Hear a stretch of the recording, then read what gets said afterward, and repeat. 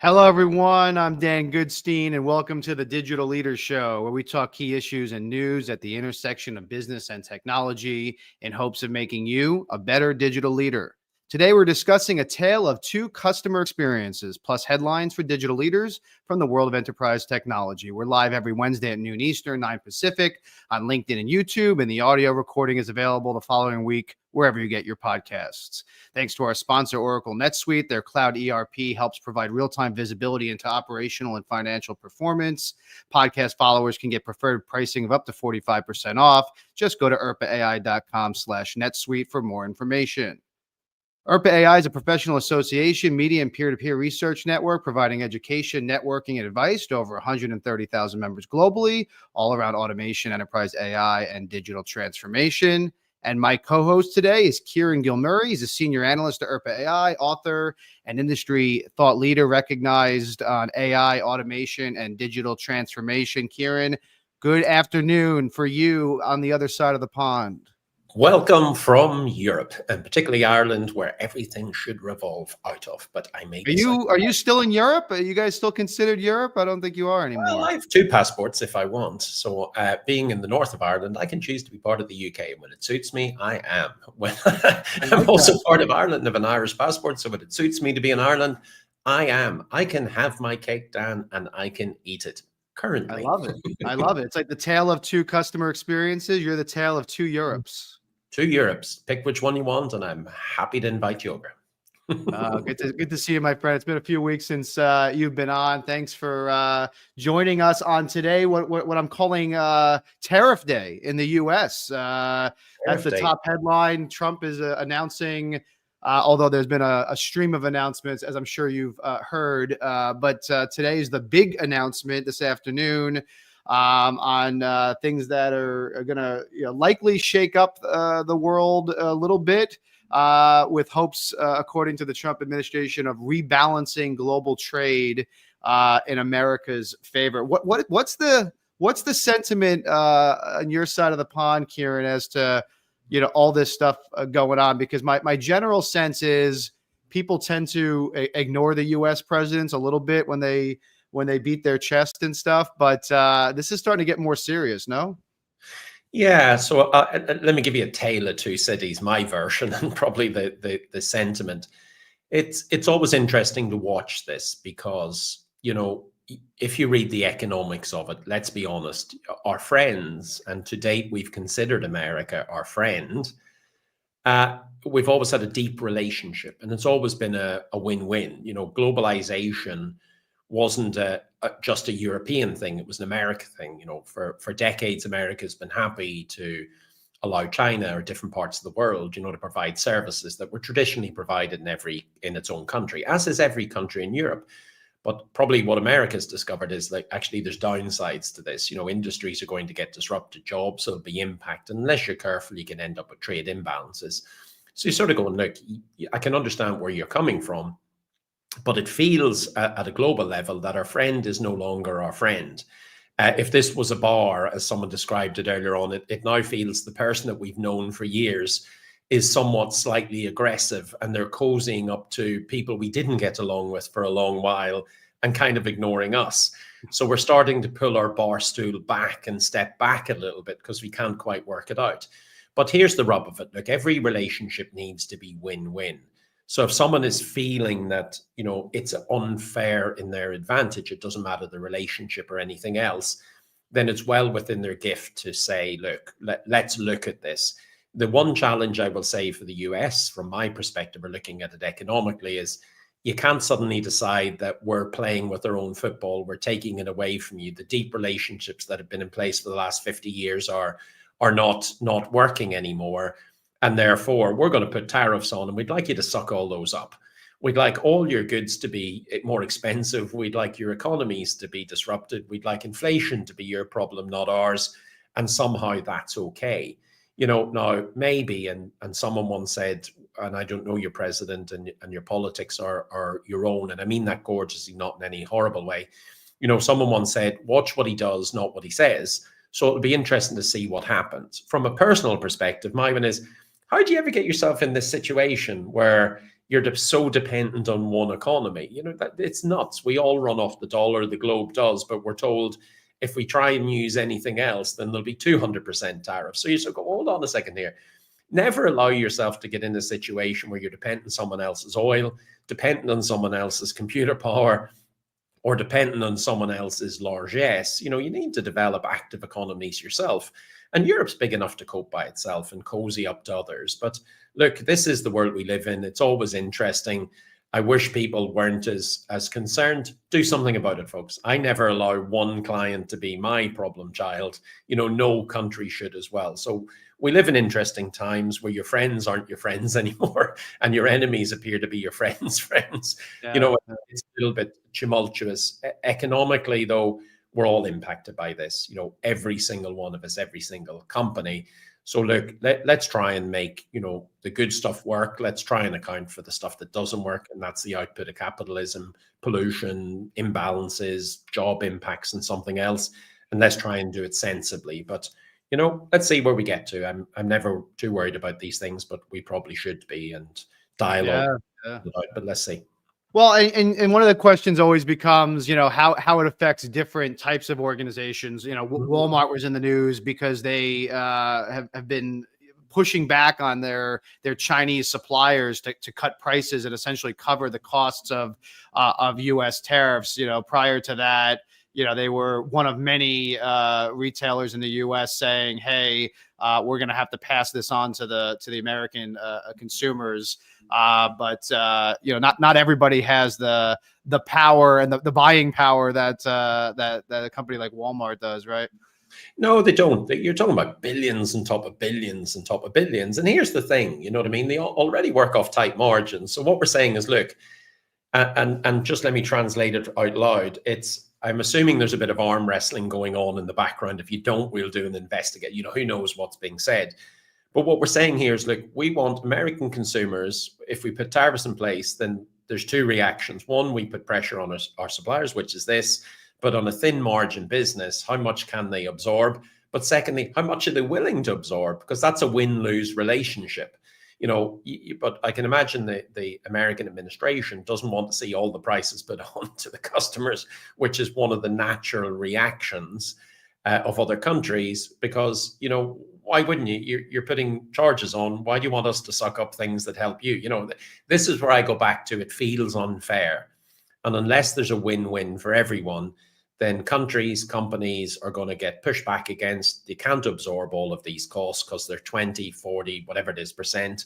Therefore, who's going to suffer? Pick someone, because your vendor, your customer, someone's going to suffer here. Just who suffers the most or the least? When one suffers and one doesn't, it feels unfair again, win-lose. And nobody likes that relationship. And America does have to be careful, because, you get what they're doing. You can understand America first, but if it's Europe first and China first and Japan first, and, if everybody's first, then hold on a second, is that even possible? So there's going to be reaction. And if they absorb it now, what's going to happen. They're going to look for alternative supply chains, supply routes, different markets. So very quickly, what could become a win of sorts over the next year will suddenly become not a win. Let's see. Well, the other item on the agenda today is President Trump's meeting with senior officials this afternoon on a potential deal to keep TikTok operational in the U.S. Another TikTok deal. I think this is the third one that we've covered. I think it's April 5th where it's supposed to be shut down. Supposedly, there's a group of investors, including Oracle and Blackstone, that would buy TikTok's U.S. business. Hold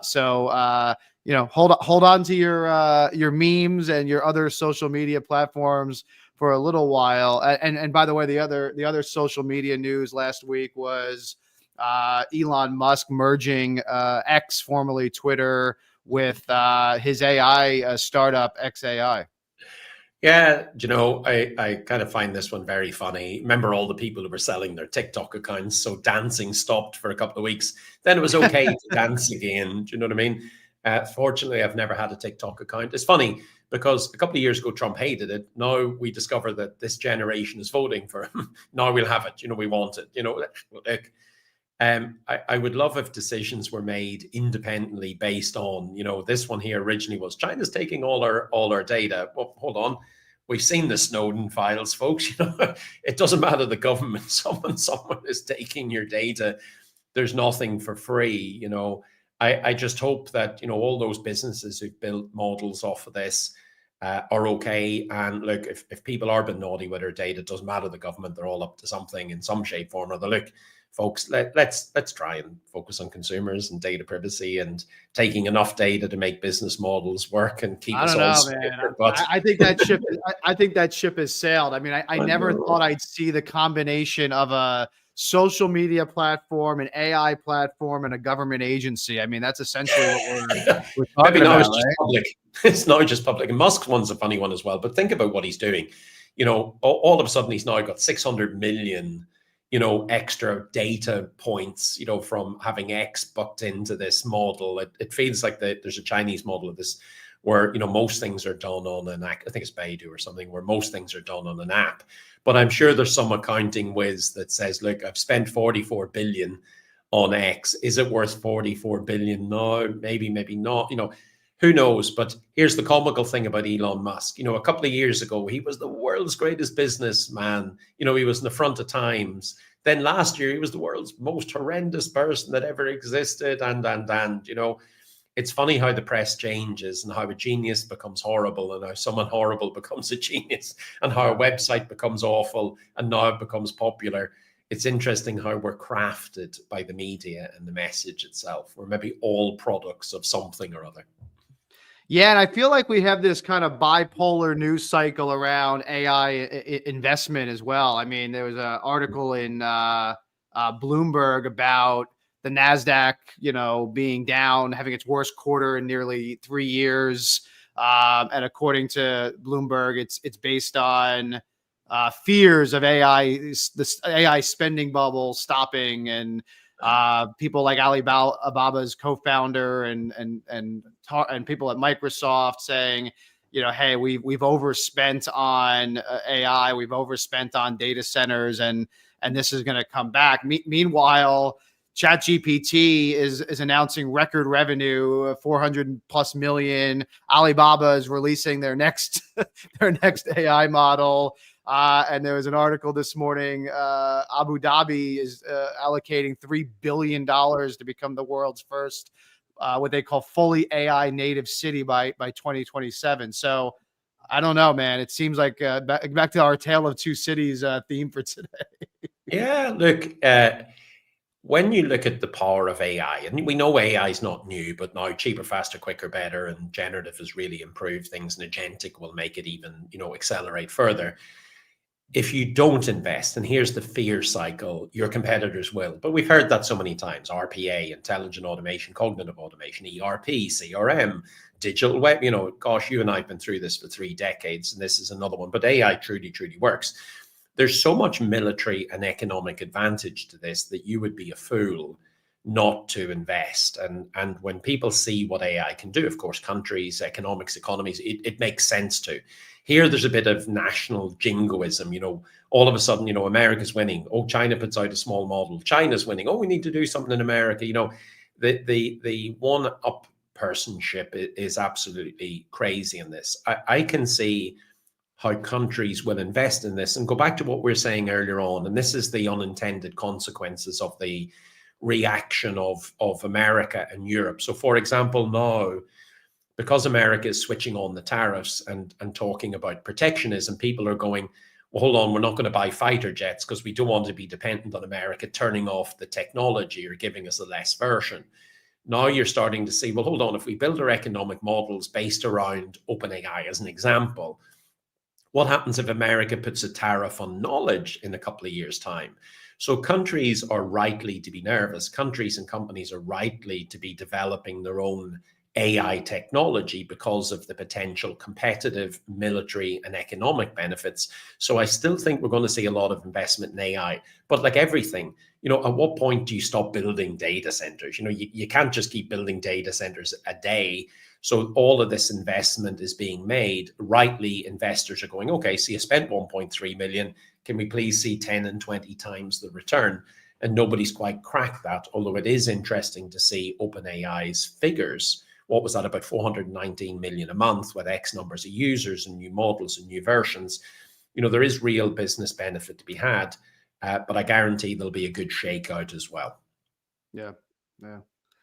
So let's get to our main topic, which is customer experience. We've talked a lot about this on and off many times, and I've felt for a while, Kieran, that we're getting to a pivot point with customer experience where customer experience is becoming less of a operational function and more of a differentiator, right? When you can get things that are commoditized, or everybody's paying the same tariffs, or whatever the case may be, a more virtual world than we were prior to 2020.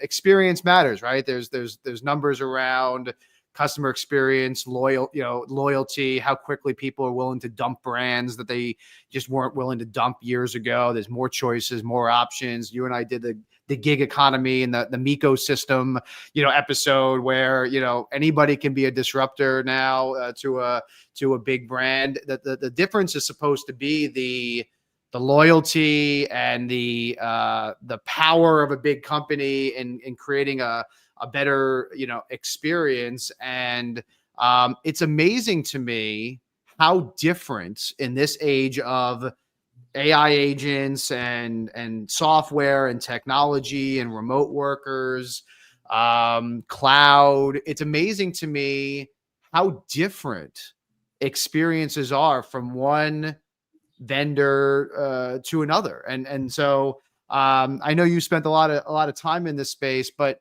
as a consumer, I want to complain to you. Not that you should defend the industry, but you are in the industry. You're an expert in the industry. So here's my story, right? I had two experiences. Oh, this is a complaint. Hold on. I'll get my digital worker to listen to you, because I can't. You know all the customer service guys. You can call and make a phone call for me. No, but so 2 weeks ago, I had these. So I buy everything now. I'm in New York. I buy everything now, or I have bought in the last 2 years. I've bought everything in my life, I think, that I can from either Best Buy or Amazon. I bought a house a couple of years ago, so I did a lot of electronics, like whatever, speakers. Did you buy the house from either of them? I would have if I could have. By the way, that was another experience story, real estate. But I'll save that for another show.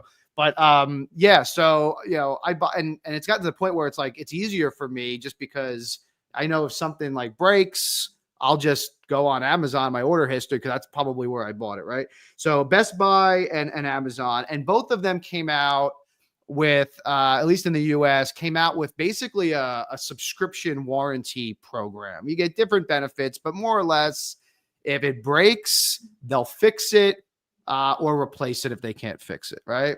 You hope. So I have these two programs for like the last 2 or 3 years, and I haven't really needed to use them, right? But then all of a sudden, Murphy's Law, I need to use both of them the same week. One was for some electronics that I bought at Best Buy. The other was for a generator for the house that I bought on Amazon. I mean, it could not be any different, any more different. I mean, I must have spoken to, without exaggeration, 11 different people at Best Buy over the course of 2.5 hours. Of course, I did the initial mistake of trying to start it via chat, getting 45 minutes in, and then them telling me that I had to make a phone, right? So then I get make the phone call. I get passed from one department to another department. Well, if it's a warranty, it's this department. But if you need help fixing it, it's that department. Round and round and round we go. Guess what? Net is it's not resolved. It took 2 hours out of my time. I'm ready to just buy a new one because it's not that expensive of an item. It's not worth my time to spend another 2 hours on this. But the punchline is, at the end of the 2 hours, what they told me was that I had to bring it back to the store to get it replaced. And I had this moment with the rep where I'm like, I don't live near a Best Buy.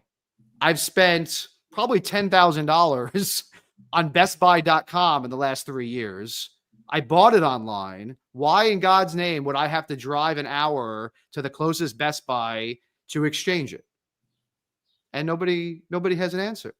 So, and I won't go into the whole, everybody knows how great Amazon is customer service wise, but the net on that one was another issue, generator. They couldn't fix it in a week.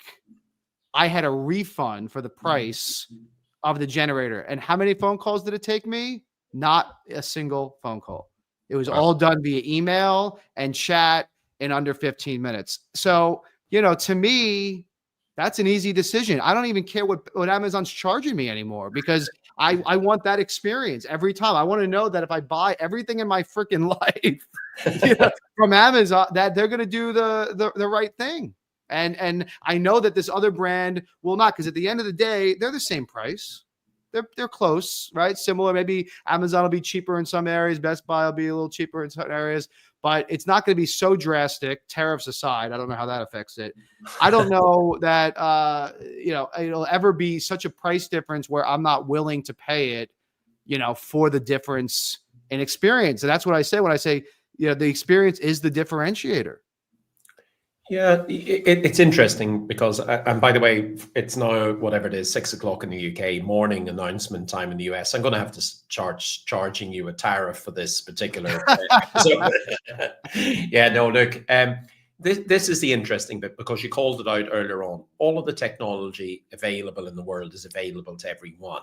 I can have agents, I can have cloud, I can have, a customer service agent bought from Amazon, GPC, you name it, everything I can plug in, and it's cheap to do, and it's all low code and no code. So I can build everything, but then it comes down to how I actually implement it and how I actually organize my service, because you can guarantee Best Buy have exactly the same opportunity to buy the exact same tech as Amazon. Amazon have probably allowed them to build on their tech stack.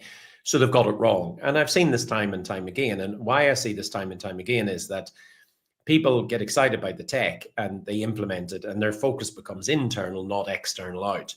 Those reps I feel sorry for, because someone has structured the business. Here's what we shall do internally to make internal work.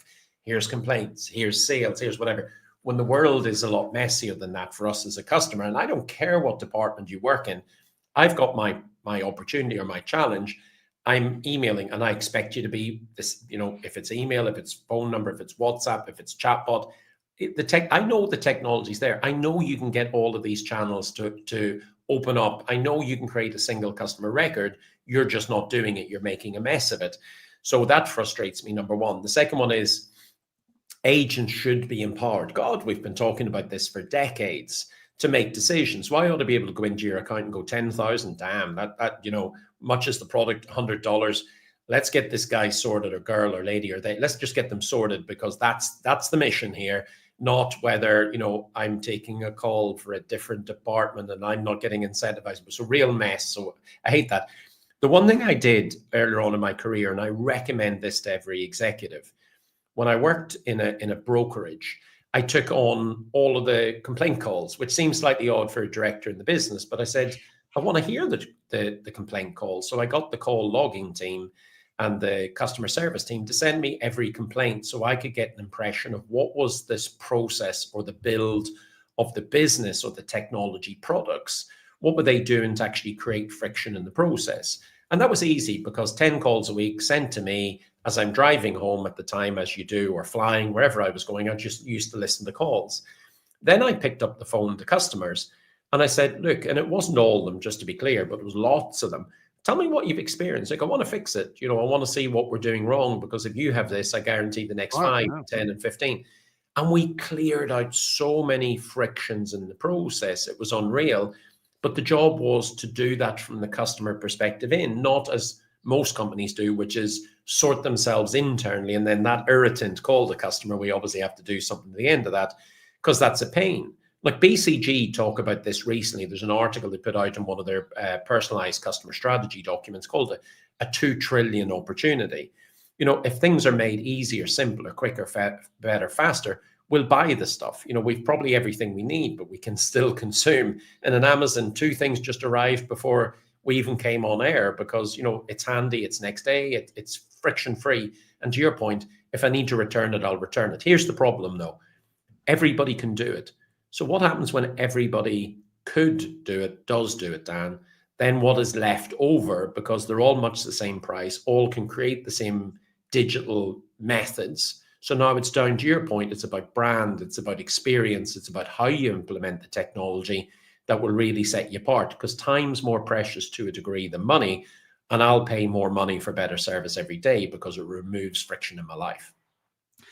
Yeah, it kind of reminds me of when they started going to self-checkout in the supermarkets. And I remember reading this article about why they were doing it. And they were talking about, they didn't use the word experience, but they essentially were talking about experience and cost. And the model, at least back then, was that even if there was, they estimated how much theft there would be. And they figured out that the experience benefit and the cost savings of not having a person at those checkout lines was better than the risk of the theft that would potentially happen, right? And I had the same example, with Amazon. So the same warranty program that Amazon offers, which is through a company called Assurion. Interesting to your point about enabling agents or even just having processes in place that make the experience better. So the generator example I gave you was a $1,200-$1,300 generator that they wanted someone to come and look at it and make sure it couldn't be repaired. But there's other things that I've purchased under that warranty program. And what I figured out, I think, is that the threshold's like $50. So if I complain about something that's under $50, they don't even ask me to send it back. They just issue me a refund for that item, which is huge, right? Because, I've got kids, I got, stuff breaks, whatever. A lot of this stuff is made in China and, different levels of quality, let's just say. So it's nice to feel like I have that backing, but that's to your point where I felt like they had my back as a consumer and they didn't, of course, never said this, but I felt appreciated as a customer because when I did have an issue, even when it was against their policy, I said something like, "Hey, look at my order history." And then their response was, "Oh, so sorry, Mr. Goodstein." Like they looked at the pages and they're like, "Here, have whatever you want, whatever." And I realized you got to restrict that to account for abuses, but I'm not one of the people that are abusing it. And I'm a big customer or whatever. The issue with the Best Buy scenario I gave you was 2 hours later, I could have dealt with 2 hours if it was resolved, but it wasn't resolved. And the reason why it wasn't resolved is because after I got to my third supervisor, I realized none of them had the ability to resolve the issue. So there's nobody in that workflow that even had the ability. So what's the point at that point? I mean, don't even answer the phone. Don't even have a call center. If you don't have somebody there that can actually solve a customer complaint, why bother? The illusion. Yeah, it's, two starkly sounding differences there entirely. Again, this is the problem. I feel desperately sorry for people on the front line because they didn't make up the decisions and didn't put the policies and process in place. And therefore, folks, come on and listen to what's actually happening in the shop floor. Walk the Gemba. You see that show, Undercover Boss in the US. And everybody goes, "Oh my God, I didn't realize by me making the decision to put in checkouts and provide no customer support and pretend it's customer service, that really it was a cost initiative. It's not working. Oh my God, I'll do something about it." Always amazes me that people don't spend enough time at every level with the customers and their staff as well. Happens every industry all the time. But look, it's interesting because here's the thing. What is customer service? And I don't mean that as a broad statement. Now, when I want a person to solve it because I know I can ask them the right question and job done. My son, new generation, is going, "I don't want to talk to anyone." And it's not that he's not antisocial. He just goes, "All the text there. I know what I want. I want it quick. My time is more precious than this. It costs you as a company more time to solve this query than $50." Now, like how much is an hour of company time now? What, $50, $100? So anything beneath that, it probably makes sense unless it's fraud, to just fix it. So look, the text there, as you said earlier on, look, I can move at the click of a button, and I will because I've got choice. But if you make things easy for me, even if you charge me more money, I'll stay, which tells me there's a real play or a real disruptive model that could go into place, which is How do I put a high-end, human-intensive process into place and charge you a premium? Because when everybody else is zigging, I might as well zag. I think you'll find it hard to beat Amazon, and therefore, why would you compete? There isn't enough billions in the world. Just plug yourself into their system. But I think outside of them, it just comes back to very, very simple economics. Forget all the technology.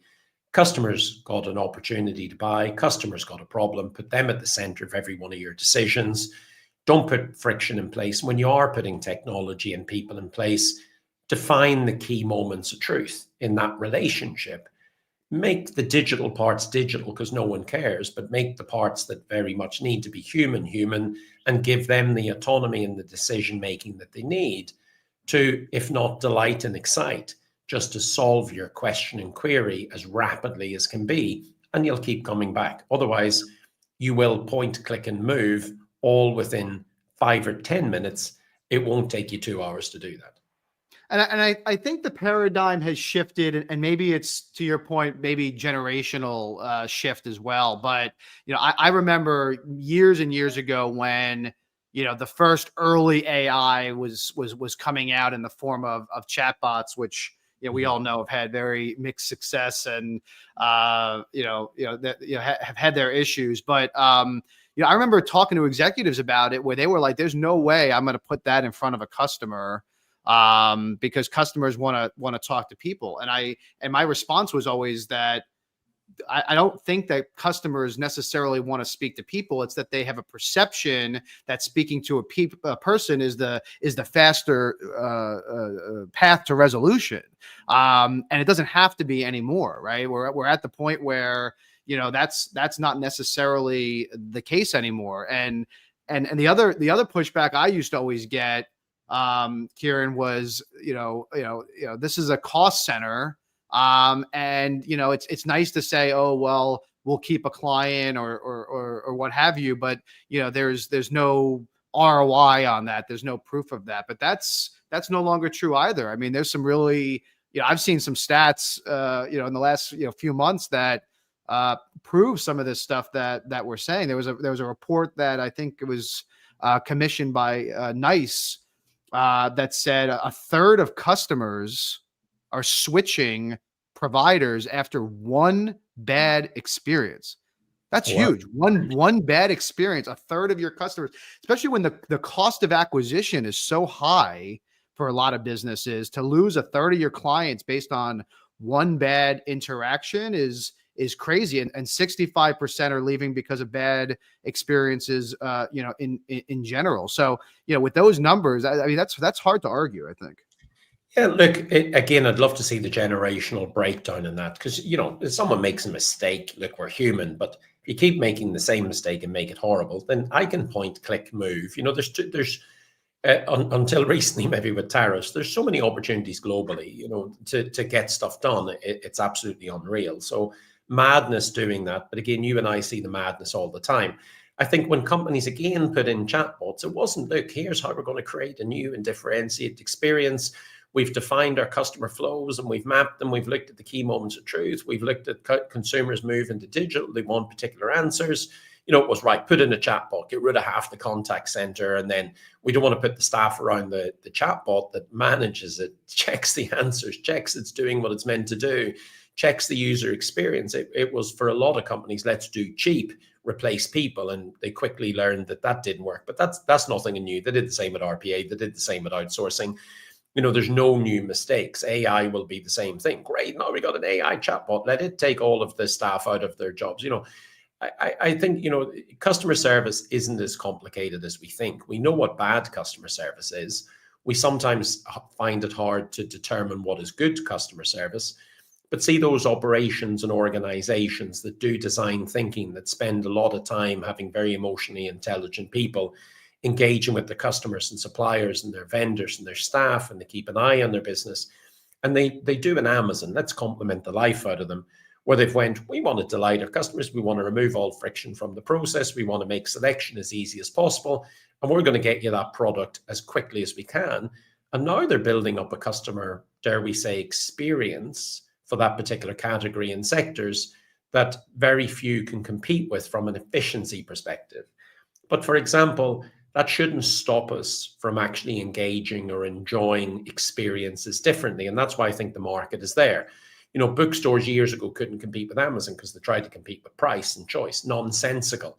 But then they started to do, you know, experiences inside of the shop. So now we can do coffee. Now we can do cake. Now we'll bring an author in that you might like. Now we'll organize talks and events, and we'll create an experience around the purchase of the book or whatever else. And they're hugely successful in a world where everybody else is me too, same as, click, point, done. You Yeah. know, so there's loads here, but what they have done is focused on the customer and positioned it, you know, in terms of value, because I certainly find going to a bookstore still valuable when I've got all of the surround and all of those extra uniques that I don't get from, you know, buying a book a couple of pounds cheaper online. You know, that's great, but I want more. I want more experience. I want more value. So there's room for everyone. Where there is no room is for poor experience these days, because all of us know what's possible. And that means that it's not about being impatient, because you and I will allow a mistake. I guarantee Best Buy hasn't done everything for you perfectly forever, but in the main, they've done it. We're all human.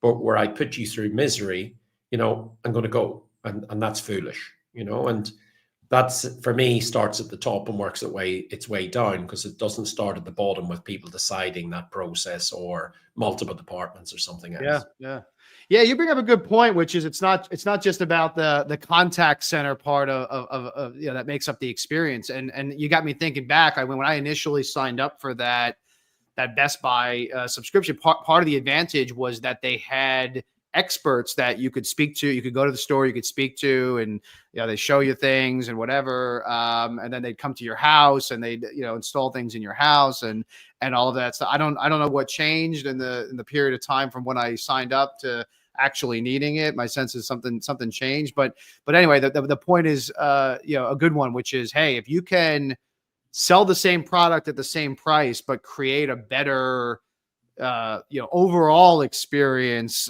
community, perhaps, there's potential there. And I think that helps with that loyalty factor also, where, you know, we get away from just looking for the cheapest price online to, you know, wanting to do business with a brand like Apple did so well years ago, with, you know, just that culture of and that community that they built.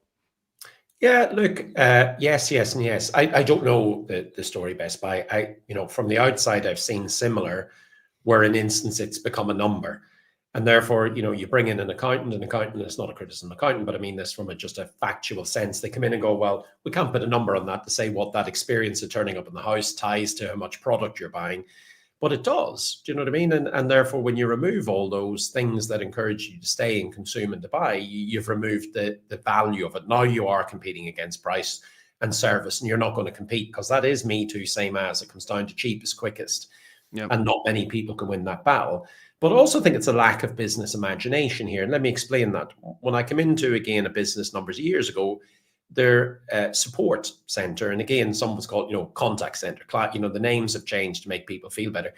But the support center was just to them a cost, which was, look, we want you to shrink it, we want you to do whatever. And I'm going, well, hold on a second, what does it do to support the overall product? Because what was happening on the sales end, there was very poor salespeople, there was some very poor sales processes. So they were actually catching a lot of things that were happening further upstream, that if those individuals weren't, then they would have exited. So that was the first one. There used to be a team called the Pits, by the way, the policy issue team, whose job was the Pits because of the misery inflicted further upstream. But, you know, we fixed that. We solved problems upstream, which meant technically we needed less people, but we looked at the service and the value and the advice that was being given, you know, in terms of midterm adjustments, in terms of claims and everything else. And people adored it because we gave them practical, good advice. We trained the staff to be excellent. And I remember they were going, look, it's distinctly time after time. Look, we could get this service cheaper, but we love your team. You know, that's why we keep coming back. So you can make your money back. But in addition, what we looked at was we changed the type of person who was working in that function over time. And we taught them how to cross-sell and upsell and identifying buying signals. Create a revenue channel, yep. So they became a revenue channel. Now, they weren't profitable in terms of what your sales team looked like, but by goodness, Did we make that net neutral? By goodness, did we pass a whole host of opportunities across to multiple different sales teams?